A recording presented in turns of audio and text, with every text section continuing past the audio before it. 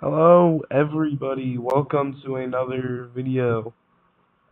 Today we are going to do what if Christianity versus the world. So basically, how this is going to be set up is that all the Christian nations of the world will be going up against all the non-Christian nations. And obviously there's Christian minorities in a lot of places, so the way I did this was just, is the largest religion in your country Christianity? And when I say religion, I'm not meaning atheism, because we're not going to include atheism. So, yep, this is just the world map here. But yeah, Christianity we see very strong in Latin America, all of Americas. Africa sort of split in half. Um, Oceania is Christian. Then, of course, Europe and Russia. These regions are Christian. Where Christians don't have a lot of strength is particularly mainly in continental Asia and North Africa. So, yeah, we're gonna see. This is the Holy Crusade. We're just gonna see what happens. Who will win this war? So let's stop. Yeah, let's just get into it. Now, should probably say the balance of power in this. From what it looks like, I'd say the Christians have an overall advantage. It's not insane amount, but it's pretty decent. You have U.S., EU, and Russia all on the same team. Of course, it's going to be pretty strong. And yeah, the blue team has strong nations too: China, India, and of course all these Middle Eastern, North African nations. So and of course the blue team's arguably biggest advantage is that they're sort of all concentrated in one area. So I guess we can just begin. Since also there's a war everywhere, you're just gonna see, yeah, different things happening. Alright, so red team starts by invading obviously these smaller nations: Bosnia, Albania, Kosovo. They're not gonna last, we know that. In the Balkans, we see Turkey making a few moves into these nearby nations, just trying to capture some strategic positions before all of the European armies come down on Turkey. And also Turkey is gonna seize islands that are near the coast, although they're not gonna push that much further into Greece, because the Greek navy is pretty strong, so it's not gonna be easy. Over here in Armenia, Armenia is cooked. They're surrounded by two Turkish neighbors. So yeah, and then immediately they push to Georgia, take the capital, Tbilisi. I don't know if that's how it's pronounced. I just know that from Boy 4, that's what the capital's called. But they're not going to get far into the Caucasus Mountains of Russia. Moving down here to Africa, this is kind of going to be a mess, but none of these nations really have good logistics to fight across the continent. But basically, they're going to try to rush West Africa as quickly as possible, and they get decently far, particularly along the coast, where I would presume there's less jungle. And then over here, Nigeria also pushes quite a decent bit into Cameroon and Central Africa. Again, just trying to rush quickly. And Sudan pushes into South Sudan. But over here in Ethiopia, Ethiopia goes for a different strategy, tries to get out Somalia, which goes fairly well. They cut it in two, and yeah, these two halves of Somalia aren't going to last. They also just quickly seized Djibouti as well. They also try to get the aid of local Somaliland rebellions. So, yeah, Somalia is really not going to do so well. But they do get invaded a little bit from the north, from Ethiopia, not Eritrea and Sudan. Yeah. Alright, in Central Asia, we would see Russia begin to push into the European portion of Kazakhstan, as well as into the ethnically Russian portions of Kazakhstan. Now, this is kind of nothing. There's not a lot of stuff here. So, Russian army sort of has a field day, at least until China arrives in this area, in which they're going to be slowed down. So for now, again, just like a lot of our fronts, just trying to capture as much land as possible before the real war of attrition begins. Now here in Siberia, this is where the blue team really really is going to focus. They're going to try to knock out Siberia. And basically knock out Siberia, that's a huge front line security for the blue team. So yeah, they're going to go up. They're going to first up, China's going to use Mongolia to take Irkutsk, which is huge. That cuts off all the railways. And then Vladivostok is not going to go up. All the railways are cut. And yeah, they just move in on Vladivostok. The local Russian army here tries to defend, but cut off from motherland, and yeah, it's not easy for them. China also makes a little bit of advancements here, although their army does have to arrive. And yeah, it doesn't look like they capture that much, although remember, if you capture, like, down here, like, if you capture all this, you basically capture, like, all this too, because there's nothing here. And this only interacts through down here, so that's something important to keep in mind. Down here in the Philippines, China is going to do an operation with the Southeast Asian nations, trying to get the Philippines. Philippines are important because it lets the U.S. Navy operate here in Asia, which would be severely annoying for China. So they get the small island here, and they start invading mainland through, like they start with the north. And eventually they reach Manila, and they begin to surround Manila to capture the rest of the big northern islands. And they begin the island hopping campaign before the U.S. Navy can arrive and just save them, or Australia too. Australia is going to be a whole other beast. Indonesia, the Indonesians, Papua pushes a little bit into the other half of their islands. Yeah, the only place where they really lose is a bit in the north. Just so you know, the red team, I'll say the red team is pretty dominant navy-wise. Basically all of Africa. Indian Ocean, it's a little contested, but and also the East to be contested. But most of the world they have control, particularly the Med, is going to be very red team dominated, and the Black Sea. So yeah, and that's going to be important later. You're going to see why that's important later. But yeah.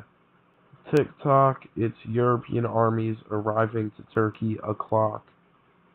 Boom. And they push to the gates of Istanbul, but they do not take it because it's difficult. It's hard to take Istanbul.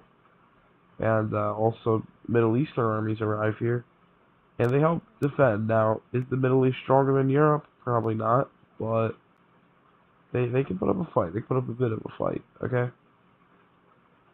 In Kazakhstan, Russia is still trying to push down into this area. They reach this lake, and they basically just try to Zerg rush to the big cities in the south. But Kazakhstan's a big place. Yeah, the Chinese armies begin to arrive in small numbers down here in Kazakhstan, of course, the rest of Central Asia. So yeah, this is not going to be a cakewalk for Russia.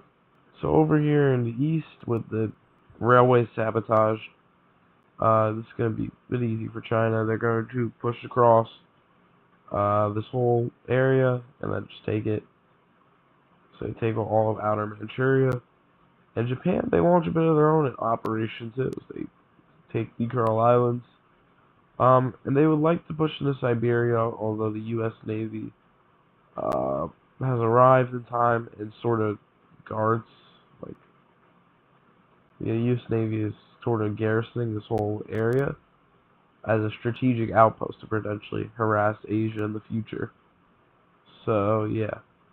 But otherwise, China continues pushing into Siberia, all over the railway in the south, and where any of the important anything is, where anything of meaning is.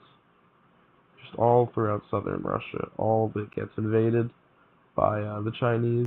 And that basically means that sort of, I'll map this in. Yeah, so even though China isn't occupying all this land, again, Russia isn't either, because, yeah, so I'm just going to show this as China taking Siberia, and now the main war is going to be on continental Asia. Down here in the Philippines, they take over Manila, And eventually the Christians just realized not really worth defending the Philippines. And they said focus Asian operations on Australia and see Australia as the main route. So the U.S. Garrisons here, the U.S. and not want to see the U.S. also Latin America and Canada too, because again they sort of have freedom to just support everywhere. They're gonna try to support everywhere. So the Christians, yeah, they just sort of give up on the Philippines, which gives China temporary hegemony over these seas. Indonesia, with the help of some other Southeast Asian forces, begins to push into Papua a bit, as well as the north of the islands, although just like World War II, Australia is going to try to make a hold for the south. And then the Australian Navy, the Indonesians, they try landing on this island. I don't know what this island was called. I'm not going to guess in case I butcher this. But Indonesia attempts to make a landing. Probably not there. Also, probably like here on the southern beaches. But Australia's in a legendary scene with the Australian Air Force towering over, with their Navy coming in clutch, and of course land defenses. They defend this island, and they just say, no, you're not pushing here. So that's something. So yeah, with that failed operation, that sort of basically puts an end to the Blitz of Papua, as yeah, Australia's just going to hold here for now. West Africa, gone, occupied. Their Christians are not going to get to this in time. What they are going to get is to sub-Saharan Africa, which is where the Americas will try to really give their support. Nigeria continues to push along the coast. The coast is important because all these ports are where they would be supplied. So that's really where the armies of the non-Christians are going to focus. Over here in Somalia, as I said, Ethiopia will have a pretty decent field day. But they also, most importantly, they try to sever this Red Sea trade route, which involves pushing into Eritrea. The Christians, not the Christians, the non-Christians, they make a decent stand for this, although there's not really enough of them here, and also it's a very thin part of the line. And so the Christians respond to this by just trying to push into this area of northern Ethiopia quickly, so it's just hard for them to push fully to cut off the Red Sea trade route. Although Suez would have probably already been sabotaged by now, so I don't know how that would work. I also should probably mention the U.S. Army is occupying this part of Siberia. This is not controlled by the Russian government. This is just U.S. through Alaska defending it, just as a strategic thing. Alright, now, where do we begin? So the front lines are a bit more consolidated now, and this is where the meat of the war is going to be. So, starting here, starting back in Asia, Caucasus Mountains are still holding. The Muslims could try to revolt down here, although they're not going to trigger that yet, if you know what I mean. And instead, we see Chinese and Asian armies arriving here in Russia, but so do European armies arrive, and so everything just kind of cancels out after a while. They don't get too far into to liberate Kazakhstan or continue to invade Siberia, as we see. And this is where we're really going to begin to also see the Christians' long-term advantage, because they have more industry. They're objectively stronger. They're just more all over the place. So even if China and India and Asia can consolidate itself, the Christians are still going to do decently in the long term. Back down here in Istanbul, we'll also see it become Constantinople again, as they actually take the city. Although pushing any further is basically impossible. Again, they would have to launch a sea invasion, which are tough so they just focus on our fronts. Oh yeah, but something interesting, they also will take Cyprus as well. Wait, Cyprus was Christian, was it? You know what? Delete. Delete Cyprus. Yeah, we don't need Cyprus. Okay. Anyways, with that done, back in Africa, just the same thing. Continue to push. Although the coastal offensives are mostly stopped because enough Latin American help has arrived, and American, just regular American help. Oh, I don't want to say they're regular. That's kind of mean. Oh well, who cares? Give me a break. I'm sleepy. And but in the other offensive areas, they continue to push, except for the Horn of Africa, where Ethiopia does a good job of holding them off. These are areas, and Congo and South Sudan, the Christians don't do such a good job. Back down in Papua, it's another back and forth. We saw Australia try their own naval offensive, or an amphibious invasion, which does work. Eventually they meet up, they capture a few Indonesians, and begin to push back in the north of the island of Papua.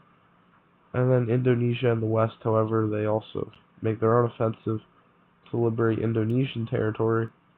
And eventually it all just muddies out into this hellish terrain. There's a lot of balance here, so it's kind of hell to fight here. Sun, too. The rainforest. Who knows what's on these islands, man. And, yeah, this is also sort of a stalemate here. Although big air and naval battles are taking place. And by this point where we're going to see sort of two big plans happen by both of these teams. I guess we'll start with the Christian plan, which was an invasion of North Africa, which was in the makings. This is like, say the war's been going on for like 2 to 3 years by now. So yeah, so we see Spanish, French, American, English, Italian, and German soldiers all land across the shore of Morocco in different places. Some of these landings do fail, like mainly these ones in the west. But we see a big consolidation near the Gibraltar area and the strait near Gibraltar, in which,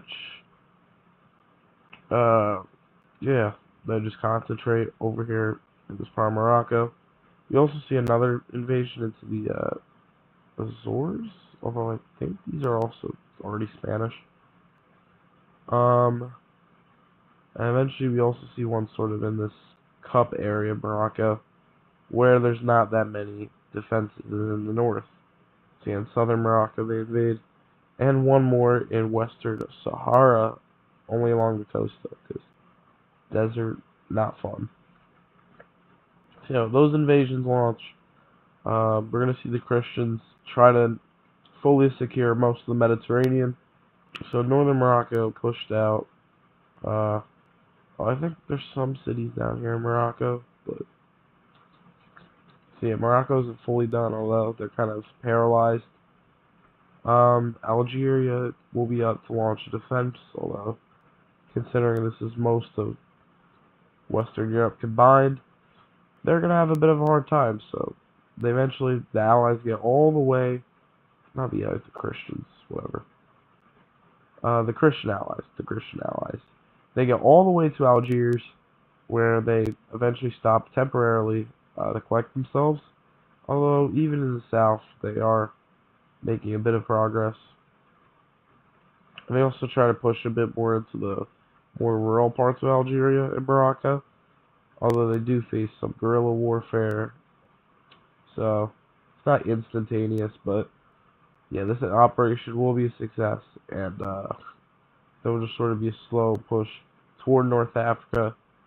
And this is also important because now a lot of the forces supporting this invasion down here, the Muslim invasion here, now has to be sent to North Africa, which is going to be a factor to consider. Now, for the Asians' big plan, they sort of realized that, hey, we kind of got to knock out the big baddies. Particularly, we have to push into Europe if we want to win because Europe sort of has the most industry, obviously. And so, when I say this is where these Muslims come in down here, we trigger a revolt in the south by the Dagestanis and the Chechens. Um, and with that allows sort of a breakthrough of the Caucasus Mountains. Is this realistic? I'd say sort of. We're going to say Europe neglected this area. They thought Russia had it. Obviously, Russia did not. And, yeah, we're sort of just seeing, like, almost a reverse Stalingrad. They're going to try to get to, Volgograd through the south. So, Abkhazia revolts, joins their team.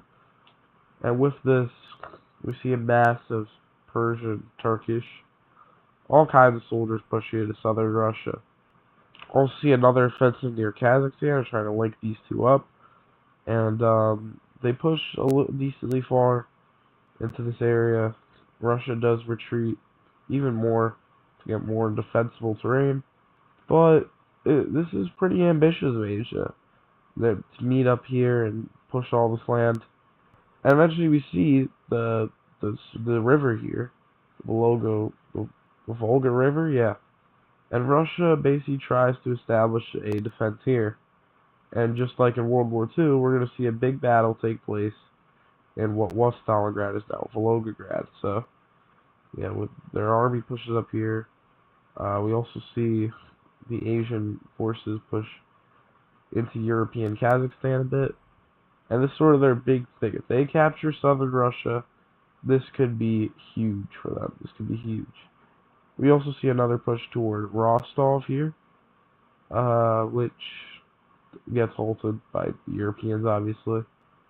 Although they do actually reach the Sea of Azov, but the Europeans hold on to the strait, and of course Rostov, they come near it, but they don't really make a serious attempt to take it.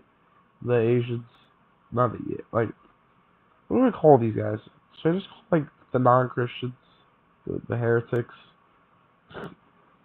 the false believers? I don't know. I don't know what sort of I should use for them. And a bit more pushing to Siberia, of course. So that happened as well. Okay, so I'm going to take a break from recording.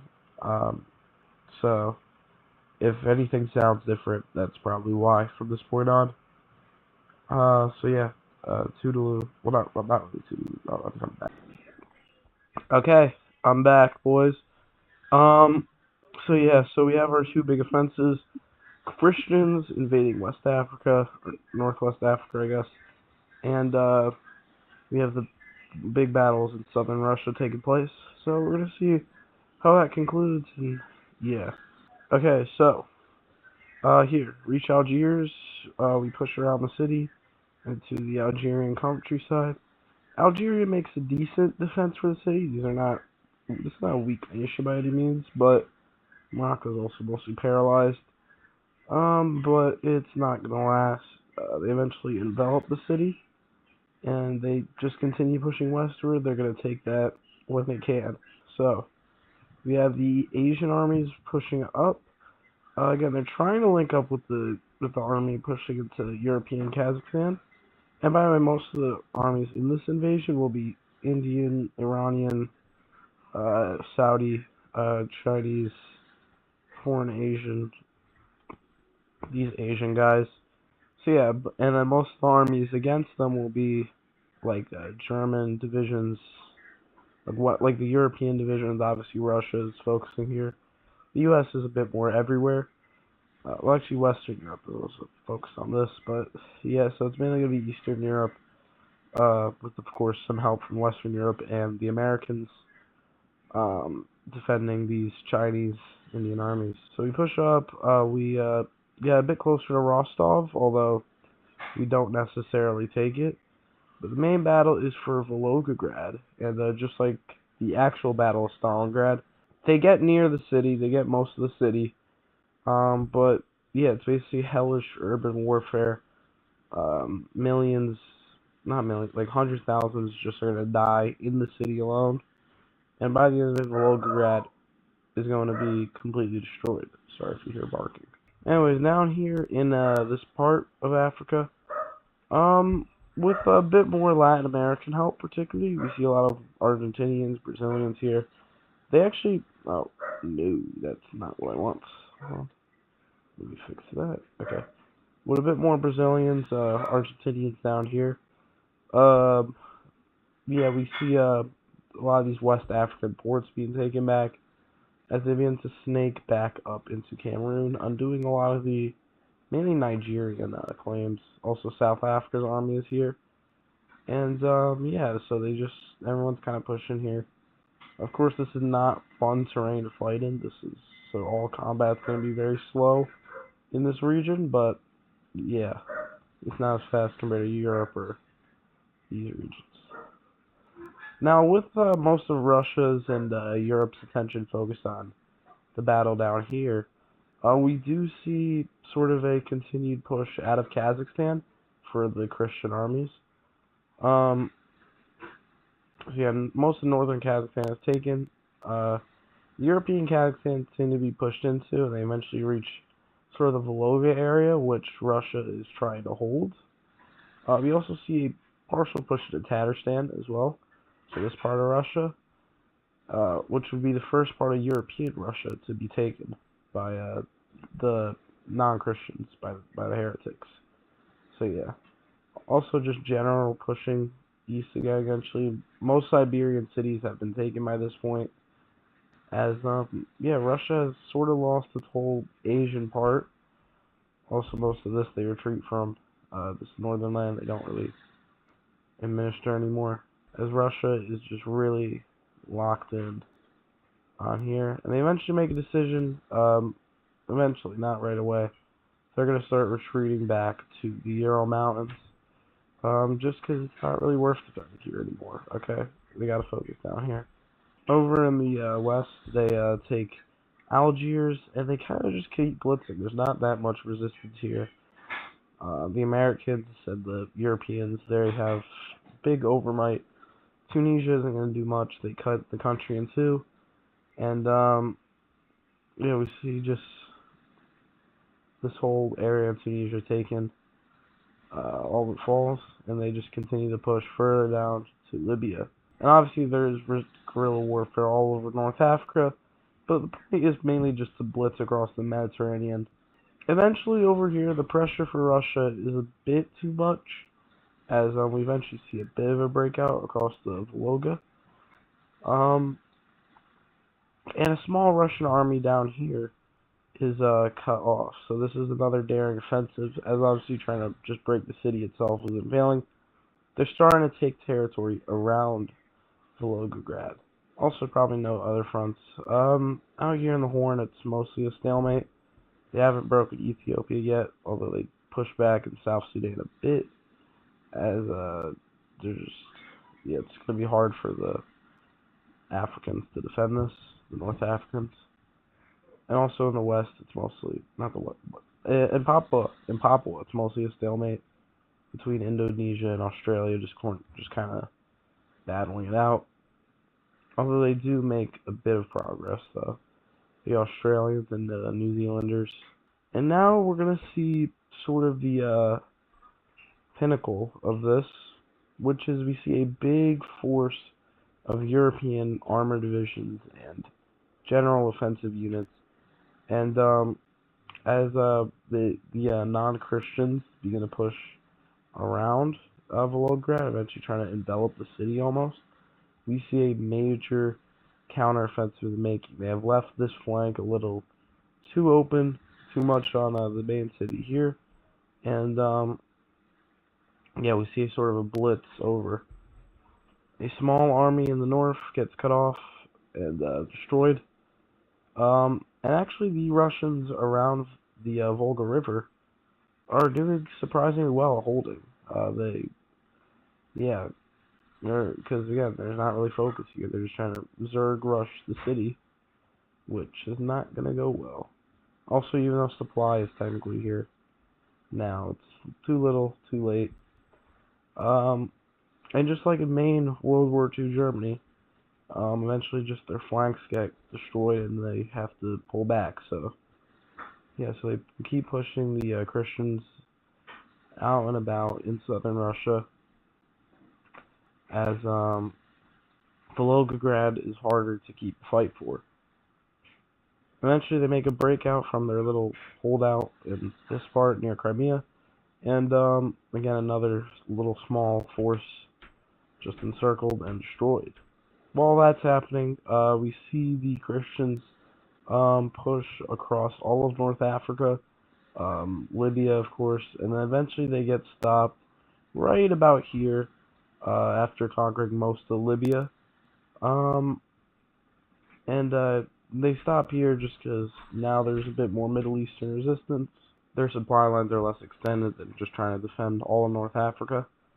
But the Christians have mostly succeeded. The Western Med is under their control, and surely it won't be that hard to just continue. This also spells sort of insecurity for West Africa, Sub-Saharan West Africa, because this now means that these guys are a bit cut off. They don't have their North African allies, and everyone over here is a bit more focused on, you know, the big battles in Russia than to save these guys, which could pose some vulnerabilities for them in the future. Anyway, so big invasion over here all throughout.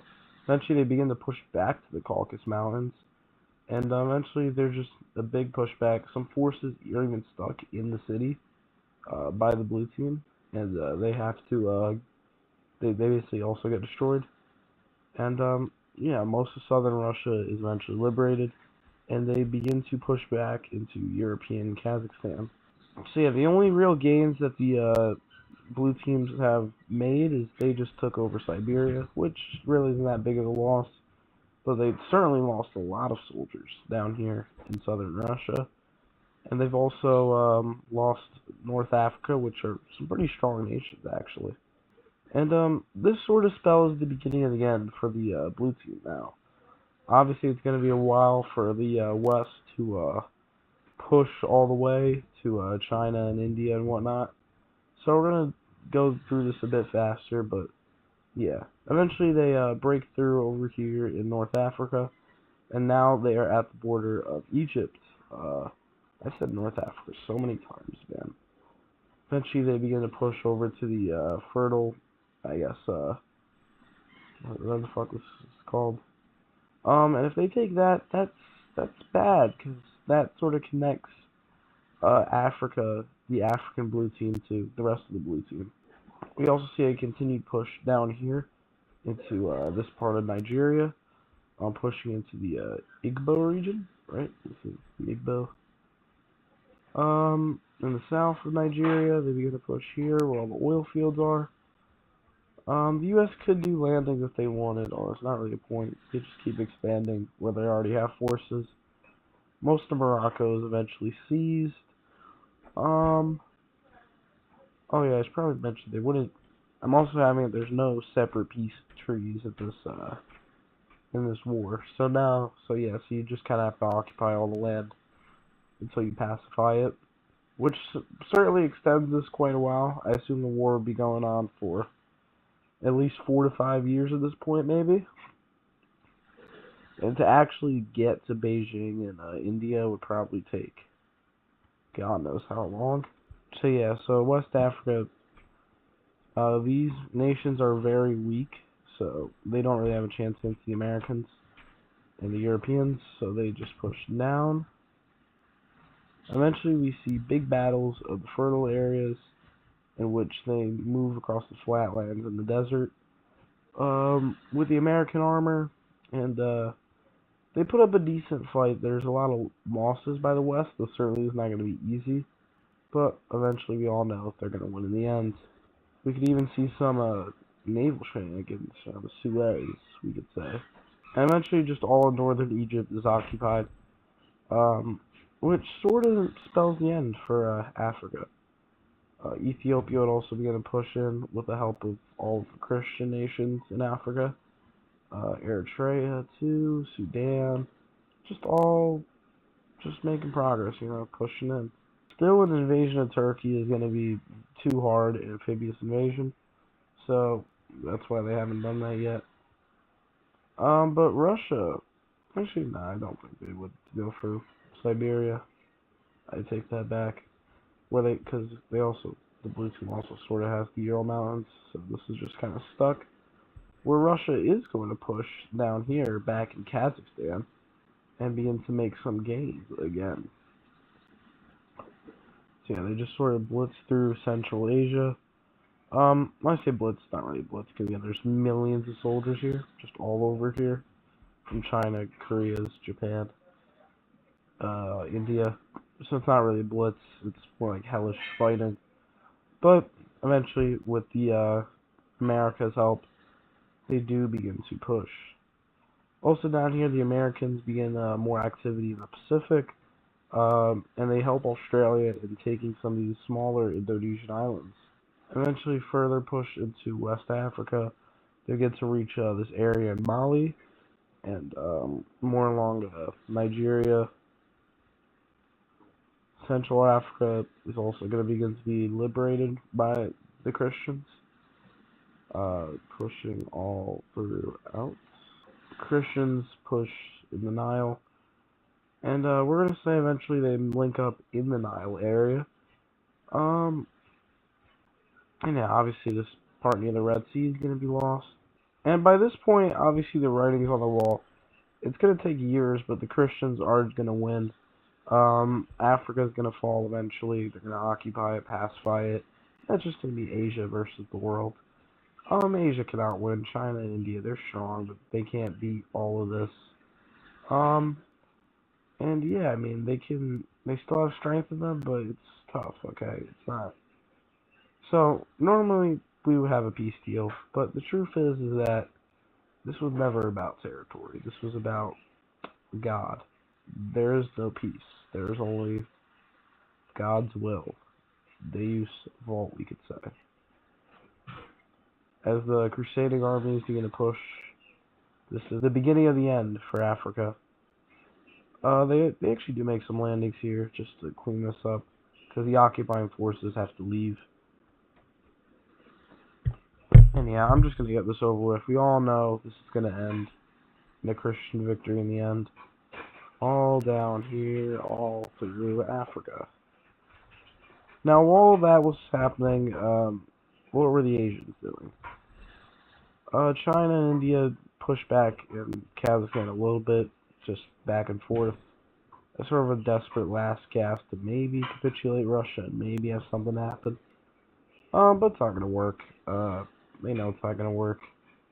And, yeah, so after they get a little bit far, they just full send. Eventually they just have to halt, and, Russia and Europe just push them back anyways. The Caucasus Mountains will still be hard for Russia to break. And same with the Middle East, although eventually there is starting to draw up plans for an invasion of Turkey, which by this point is very fortified, but enough overmight you can make anything happen. And eventually first we see the liberation of all the Greek islands that Turkey took, and eventually finally the true invasion beginning down here in the south, and then in the northwest area. Several landings take place.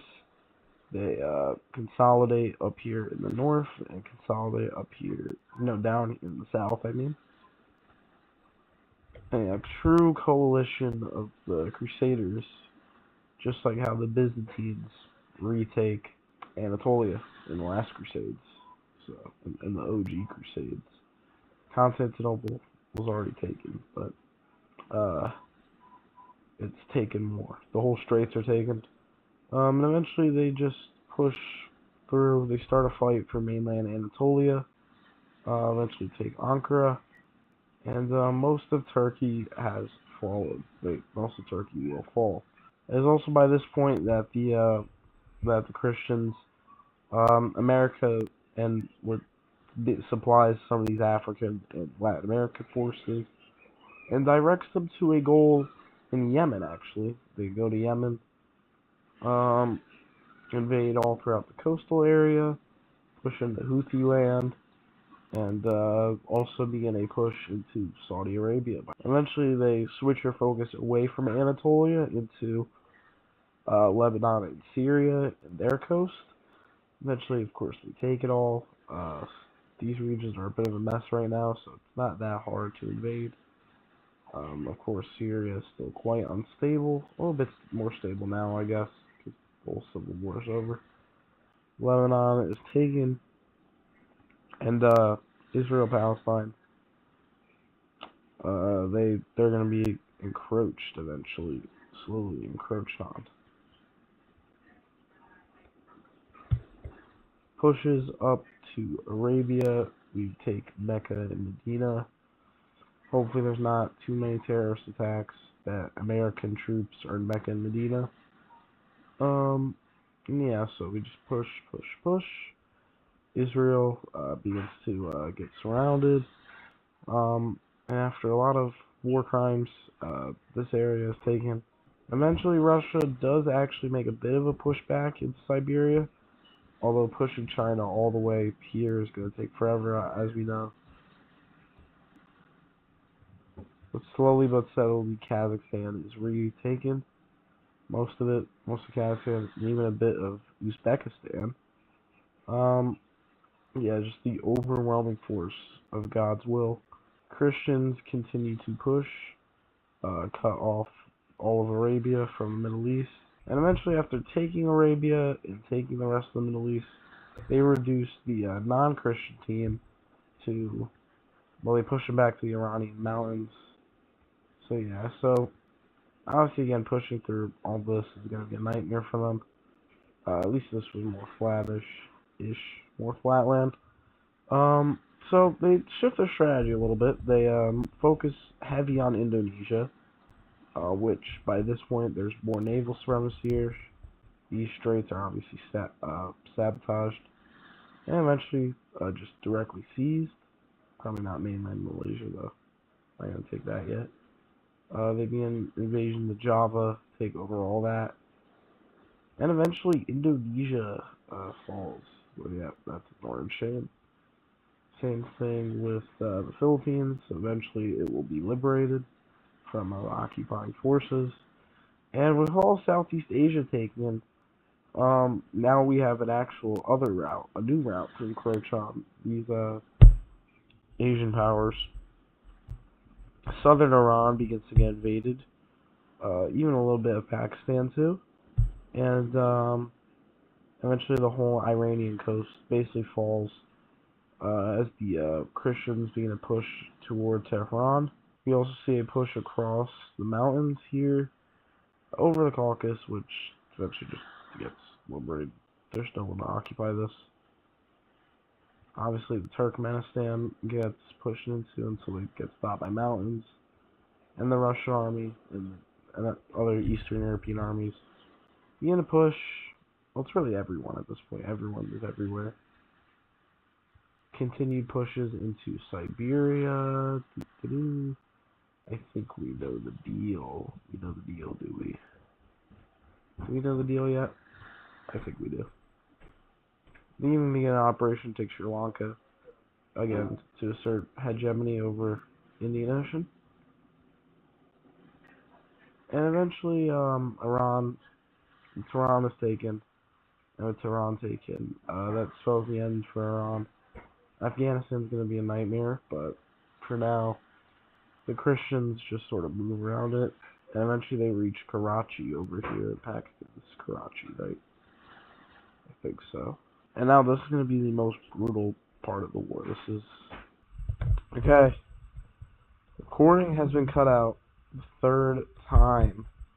I am brutally exhausted. So let us just finish this. So as we know, Russia pushes in Siberia still. And eventually they reach the outskirts of China and the Kazakhs. Again, pushing into Afghanistan is going to be hard. Well, they do push into the main of Central Asia, but there's sort of just a long, mountainous hell all throughout this chunk of Asia. So what do? They go around it. They will make a landing in southern India, which is not very well defended, and slowly they push over to Karachi. Now, by the way, still, this is a huge region, I think. a large portion of the, not actually think about it, the Christians, even though they control most of the world, I think the non-Christians, like the nations, actually outnumber the Christians in terms of sheer numbers. So really isn't that unfair. Again, this is like also, this is not happening as fast as I'm showing. This is like when I just like casually draw a push, think of that as like years, just years of grinding, horrific warfare. Deaths in the hundreds of millions at least. Karachi is eventually taken, and they just start pushing into the Indian Plain. The fighting is horrific. Millions of millions of millions are dying. But eventually we all know how it's gonna end. Eventually some kind of landing in Southeast Asia, in Vietnam, as China is just too stretched thin to defend. Island hopping happens here. Maybe we'd see something in Taiwan. And, yeah, it's not gonna end great. India continues to get pushed in the flatlands of the north, in Punjab, eventually cutting the peninsula in half. They take most of it. And again, like, this is not happening quickly at all. This is brutal process. Bangladesh also brutal, taking that. And now it's basically just the Chinese and their nearby states. Yeah, Burma gets naval invaded. The southern island down here. The Americans push up. This isn't even the Americans. This is everybody at this point. They're all pushing up as yeah, China just cannot really take it anymore. We also see eventually the fall of this part of Southeast Asia with Siam and Burma. They do stop a little bit due to the jungles and the mountains down here, but eventually the south of China is invaded, and they also begin launching an invasion of Japan, the Christians.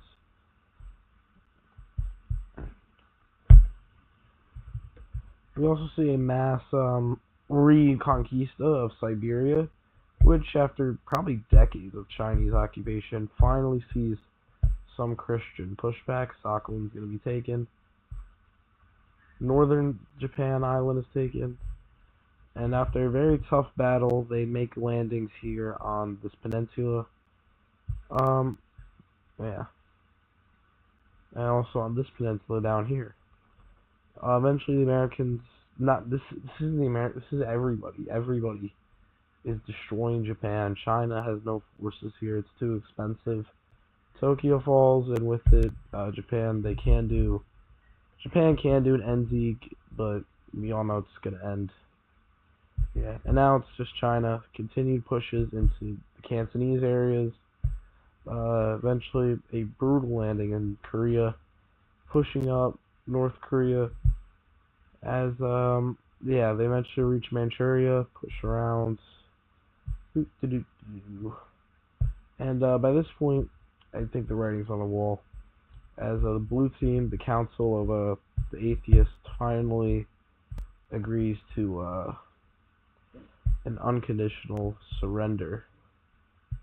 So let us see what that looks like. Okay, welcome. So, as we have the great reveal, who was really behind this war, it was the Vatican. The Vatican launched the Crusades to finish their job, to evangelize the world. So, yeah, let's go over this. So, basically what happened here is that the Vatican, they also got Rome, too. And actually, to compensate, Italy will give them Trieste. Rome, the Vatican gets Rome, basically, to revive the papal state, because they don't really have all the papal states. Oh, for the heck of it, let's just give them the papal states. There we go, we have the papal states back, directly all controlled by the Pope. What else is directly controlled by the Pope? 2 other territories. One, the Holy Land, obvious reasons. The Christians are finally in control of that. Number 2, Mecca and Medina, and this is for the sole reason to spit in the face of the heretics. So, a little mean, but, just for pride, the Pope had to do it. The East Orthodox also didn't lose everything, because they brought back Holy Byzantium. which is the Byzantines. Anatolia will be converted. The Balkans will not. Civil war. And yeah, it's going to be great. Armenia also expanded a bit. They got their land. Down here in Africa, Spain decided the Reconquista wasn't fully completed, and they got a small sliver of northern Morocco, and the rest is filled with holy orders. These holy orders around the world are ran by they're not ran directly by the Pope, but by different councils, bishops, So yeah, basically like ecumenical councils, but for entire nations, right? And the goal is to get these nations under Christian control, and make them all Christian.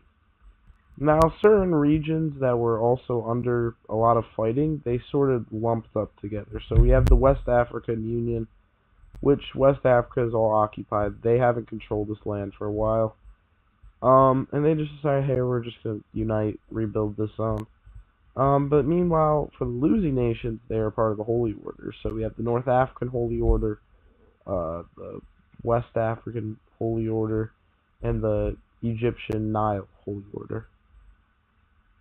Moving over to Asia, we have the Middle Eastern Arabic Holy Order, the Indo-Iranian Holy Order, also Russia got the Baku oil fields, the Central Asian Holy Order. Afghanistan they don't touch because it's not worth the hassle. They can do whatever they want. Can actually moon crater. They get the moon crater treatment. So yeah, Afghanistan becomes a moon crater from war, and you have other holy orders, 3: Southeast Asian Holy Order, the Indian Holy Order, and the Greater Chinese Holy Order. Beyond that, Russia, for again all their trouble having to face the brunt of the war, gets Kazakhstan because they really wanted this whole war, so they're like, alright, fine, you get a little bit. So also Romania, because they lost their coast to the revived Byzantines, they get a bit from Ukraine, so that's nice. And then Ukraine gets their territories back, Crimea and the Donbass. So everyone's happy. Reality, everyone's not happy. Hundreds of millions died. Oh yeah, I should have mentioned, this is the Oilistan. It was created by all the U.S. oil companies, and basically for the U.S., because they also kind of have to carry, they just get their own little haven where all the oil is, and they just get to extract all the oil they can from this region. Also, Ethiopia expands, obvious reasons, why not? And yeah, so the world is kind of in shambles, fight what the map shows.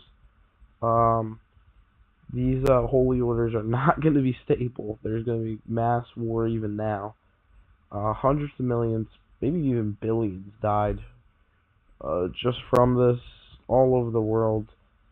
The worst affected regions, North Africa, the Middle East, Russia, certainly. Russia is going to take a heavy hit. They have to face a ton of fighting on their land.